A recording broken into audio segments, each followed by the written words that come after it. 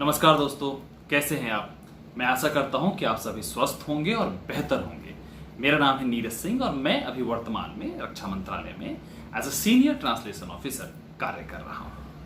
आज मैं आपके लिए एक खास वैकेंसी की सूचना लेकर आया हूं जो कि निकला है centre for cultural resources and training में।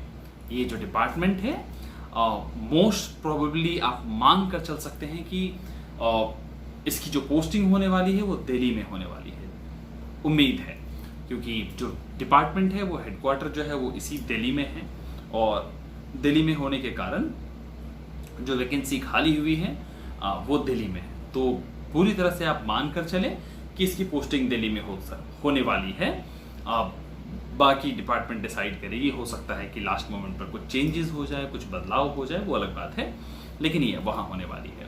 तो सबसे अच्छी बात जो मैं बताने वाला हूं कि ये एक ऑफिसर ग्रेड का पोस्ट है। ऑफिसर ग्रेड पोस्ट यानी कि ग्रुप ए पोस्ट है, यानी कि इक्विवेलेंट टू एक आईएएस ऑफिसर के पोस्ट के ग्रेड पे के equivalent, but not in the power. ठीक है, उस ग्रेड पे उस सैलरी के बराबर है।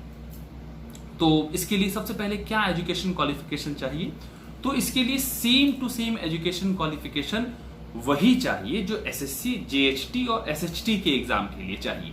यानी कि एक बेसिक क्वालिफिकेशन बस केवल मैं दो बता दूं, यानी कि आपका अगर मास्टर डिग्री इन हिंदी है तो इंग्लिश एज अ सब्जेक्ट या फिर कंपलसरी या इलेक्टिव या फिर मीडियम ऑफ एग्जामिनेशन, तीनों में से अगर कोई भी है तो आप इसके लिए पात्र हैं। अगर आपका मास्टर डिग्री इंग्लिश में है तो फिर Hindi as a subject in graduation या तो सब्जेक्ट होना चाहिए या कंपलसरी होना चाहिए या इलेक्टिव होना चाहिए या फिर मीडियम ऑफ एग्जामिनेशन होना चाहिए। इसके अलावा भी 3 कंडीशन है।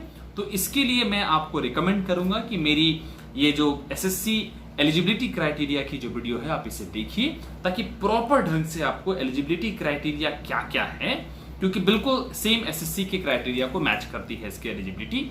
तो आप इसे देखिए तो आप आसानी से समझ जाएंगे कि एलिजिबिलिटी क्राइटेरिया इसके लिए क्या है। तो 2 बेसिस पर आप इस फॉर्म को भर सकते हैं। पहला डायरेक्ट बेसिस और दूसरा डेपुटेशन बेसिस। डायरेक्ट बेसिस तो आप समझ गए होंगे, डायरेक्ट क्या होता है आपको पता है। जैसे कि हम लोग कोई भी ऐसा कैंडिडेट जो सीधे तौर पर बिना अपने डिपार्टमेंट के द्वारा फॉरवर्डेड किसी फॉर्म को अप्लाई करता है, दैट इज कॉल्ड डायरेक्ट। और डेपुटेशन का मतलब होता है कोई भी ऐसा कैंडिडेट जो किसी ना किसी दफ्तर में काम कर रहा है और वहां उसके कंप्लीट एक्सपीरियंस के साथ और विद डिपार्टमेंटल परमिशन के साथ अगर किसी फॉर्म को भरता है तो वो कहलाता है डेपुटेशन। डेपुटेशन मैं दोनों कंडीशन को जरा धीरे धीरे एक्सप्लेन कर दूं तो फिर आपको आसानी से समझ में आ जाएगी। तो डायरेक्ट अगर आप इसके लिए रिक्रूट होना चाहते हैं तो आपको इसके लिए किन किन चीजों की आवश्यकता है, क्या क्या जरूरत है। तो सबसे पहली बात जो मैंने कहा, आपके पास वो एजुकेशन क्वालिफिकेशन होना चाहिए जो एसएससी, जेएचटी और एसएचटी के एग्जाम के लिए क्वालिफिकेशन होता है। यानी कि जूनियर हिंदी ट्रांसलेटर और सीनियर हिंदी ट्रांसलेटर के लिए जो एलिजिबिलिटी क्राइटेरिया की मांग होती है, सेम आपके पास वो क्वालिफिकेशन होना चाहिए, नंबर 1। दूसरा कंडीशन क्या हो कि आपके पास 3 साल का एक्सपीरियंस होना चाहिए किसी भी गवर्नमेंट ऑफिस में, किसी भी स्टेट ऑफिस में या किसी भी पीएसयू ऑफिस में काम करने का, या फिर कोई ऑटोनोमस बॉडी अगर है, अगर आप वहां भी काम करते हैं तो भी आपके पास उस एक्सपीरियंस सर्टिफिकेट को जो है एक्सेप्ट किया जाएगा।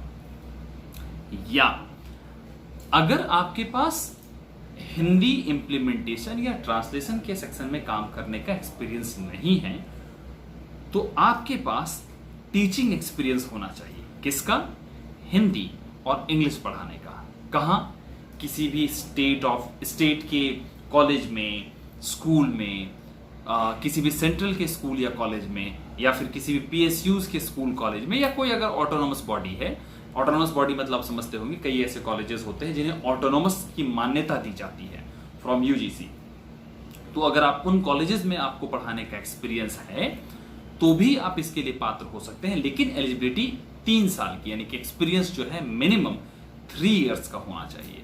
अगर आपके पास ये है तो आप इस पोस्ट के लिए डायरेक्ट रिक्रूटमेंट के लिए, यानी कि डायरेक्ट अप्लाई करने के लिए आप इसके लिए एलिजिबल हैं, पहली बात। दूसरा, अगर आप इस पोस्ट के लिए ऑन डेपुटेशन बेसिस अगर अप्लाई कर रहे हैं, डेपुटेशन बेसिस पर जैसा मैंने कहा कि अगर आप किसी जॉब में किसी सेक्टर में काम कर रहे हैं और विथ डिपार्टमेंटल परमिशन आप अप्लाई करते हैं। देखिए मैं आपको एक बात और स्पष्ट कर दूं, डेपुटेशन में एक बहुत बड़ा फायदा होता है। फायदा ये होता है कि सपोज करिए कि मैं किसी डिपार्टमेंट में ऑन 4600 ग्रेड पे पर काम कर रहा हूं और मैं इस पोस्ट के लिए अप्लाई करता हूं, ठीक है। अब सपोज करिए कि मैं उदाहरण लेता हूं कि मैं 4600 ग्रेड पे पर काम कर रहा हूं मिनिस्ट्री ऑफ डिफेंस में, और ये जो पोस्ट निकला है centre for cultural resources and training में।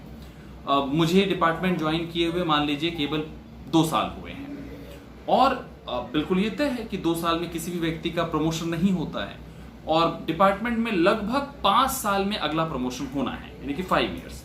तो आपके पास अभी भी कम से कम 3 साल का समय है या 4 साल का, जिस भी आपके डिपार्टमेंट में जिस भी स्तर पर होता हो। मैं 5 साल का एक दायरा लेकर चल रहा हूं कि मान लीजिए 5वें साल आपका जो है डिपार्टमेंट में आपके डिपार्टमेंट में आपका प्रमोशन होता है। तो इसका मतलब ये तय है कि आने वाले 3 साल तक आपको 4600 ग्रेड पे पर ही काम करना पड़ेगा। तो अगर आप इस 3 साल के दौरान किसी दूसरे डिपार्टमेंट में अगर आप चले जाते हैं ऑन डेपुटेशन, तो फायदा क्या होगा कि आप उस 3 साल तक उस डिपार्टमेंट में आप 5400 ग्रेड पे, जैसा कि मैंने कहा ग्रुप ए का पोस्ट है तो 5400 ग्रेड पे पर आप उस डिपार्टमेंट में काम करते रहेंगे। तो और इधर जब 3 साल पूरे हो जाएंगे और आपको लगेगा कि अरे मेरे अपने डिपार्टमेंट में भी 5400 ग्रेड पे पर मेरा प्रमोशन होने वाला है, तो आप वहां से वापस आ सकते हैं अपने डिपार्टमेंट में, फिर से अपने सेम प्रमोशन लिस्ट में, उस कैडर में, उस डिपार्टमेंट में। तो इस बात का फायदा होता है डेपुटेशन में, यानी कि आपको कम समय में जल्दी, यानी कि आप उस ग्रेड पे पर बिना पहुंचे बगैर ही आप उस अगले ग्रेड पे की सैलरी ले सकते हैं। This is called deputation. तो डेपुटेशन इसलिए बहुत फायदेमंद है।